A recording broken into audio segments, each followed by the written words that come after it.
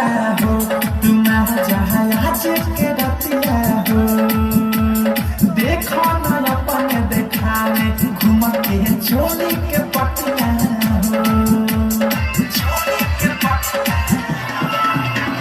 लूटा बतिया हो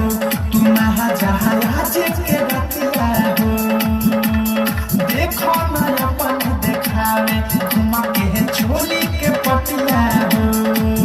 बाटे गजब कोलाई बाई गजब के चीज हाथ भीतरी घुसा के सब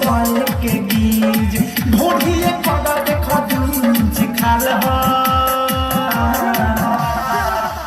आधे के पता आधे किस्ता के माल हो आधे के पता आधे किस्ता के माल